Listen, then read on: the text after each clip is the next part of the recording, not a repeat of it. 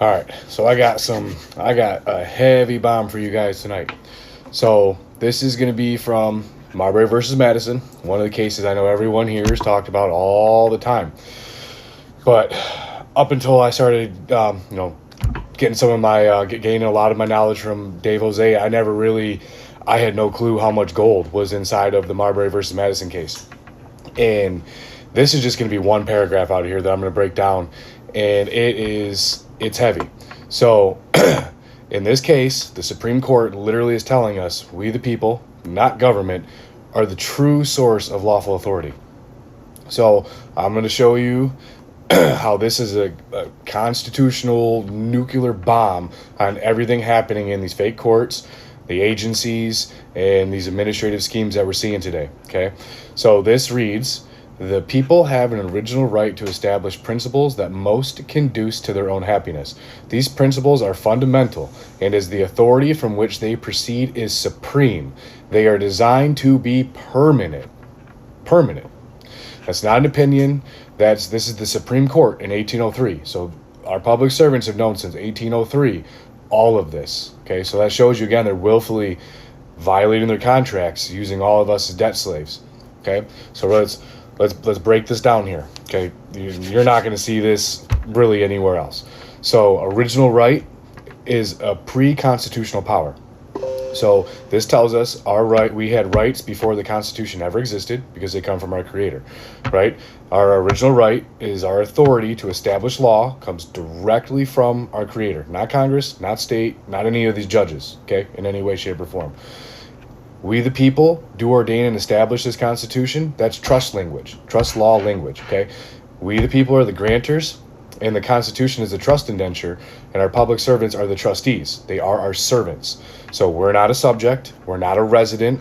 We're not the 14th Amendment federal property. We are one of the people of the supreme authority, okay, of our constitutional republic. This next part reads, principles that most conduce to their happiness. This is straight out of the Declaration of Independence, that to secure these rights, governments are instituted among men. That means you, okay, determine what principles protect your life, your liberty, and your happiness. Not some administrative court enforcing these administrative codes for revenue, or the DNR telling you can't put bait piles in front of your tree stand, or CPS trying to tell you what to do with your kids. Okay, the maxims of law, natural law, common law, God's law, are what define these principles, not Title 42 or here in my state of Michigan, the MCL codes, or again, like I said, any of the CPS guidelines, any of these agency guidelines. They're all crap. They mean nothing to our rights and our standing. So this next part reads, this right ought not to be frequently repeated. So this is a warning to the judges and the lawmakers that once we the people set forth the law through a ratified constitution, they don't get to modify it by agency rule books, their bar club associations, or any court discretion or precedent, okay? The Constitution is not up for debate. Every single election cycle we see, they're always trying to always change things here and there. One panders to one side, one panders to the other. It does not matter. Our rights are secured outside of any of their authority.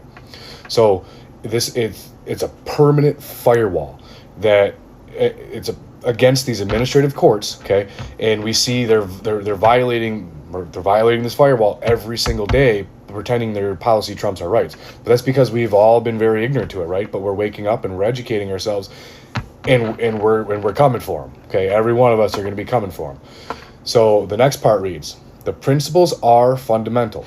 This means the principles are not subject to be overridden by statutes, not up for reinterpretation by these judges, and not subject to revocation by emergency powers. Any of these emergency acts they try to claim, bullshit. They cannot do it. They don't have the authority to do it. So your right to bear arms, fundamental. Your right to travel on our public roads, fundamental. Your right to parent your children, fundamental. Your right to due process of law in a judicial court of record, fundamental. And guess what? Any of these acts repugnant to these rights are void. And this is all in this case, telling every single one of us. Then the next part, it reads, the authority from which they proceed is supreme. So who's the authority? You, me, we the people. Not the governor, not the judge, not the Secretary of State, not CPS, not the DNR, the ATF, So yeah, any of the agencies, okay, we are over all of them. So, and it's definitely not these cops who think their badges just grant jurisdiction because we're on our public roads. It's not how that works. So, if you're the supreme authority, then the law that we ordained, the Constitution, state and federal, is above every statute, policy, or administrative rule that they try to use against us. This next part, this final part here, they are designed to be permanent. Permanent. This is an absolute death blow to the entire progressive legal fraud that they have going on. They cannot bypass any of our rights. The courts cannot interpret liberty through the lens of their modern policy nonsense. Our rights cannot be overwritten by codes or licensing schemes. We don't need permits to exercise rights, and we sure as hell don't need the state's permission to live free. The Constitution is a permanent declaration of unalienable rights. And any public servant who violates the trust that they willingly agree to be governed by, they're committing constructive fraud and breach of fiduciary duty. And that's what we have to hold them to. They're the ones that agreed to be governed this way, and and like I showed you in the rise of the administrative state document that I posted, they've known that they've been operating like this for a very, very long time. They are all complicit in operating this way. They're all committing fraud. And we can prove it over and over and over. But it's going to take us to fix it. So, and why all this matters? So, like I used in my case, a writ of mandamus. And this is what in the Marbury case was a writ of mandamus. So when you file the writ, we're not making a request. These are why we have these writs, okay? You're invoking the original law.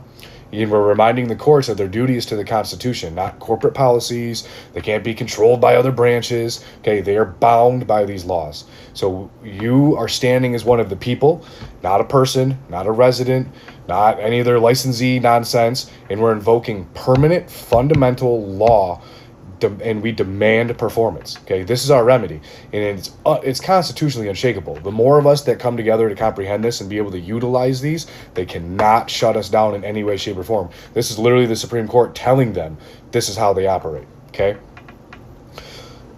So if you want to learn how to file these writs and you want to get more of this knowledge, and you want to understand how to collapse this administrative fraud using literal Supreme Court precedent and our fundamental laws and rights, go ahead, go to my Stand Store link. I got it on my bio.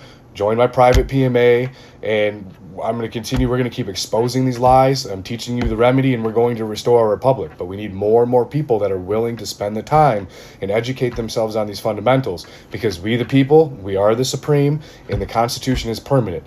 And any law repugnant to the Constitution is void.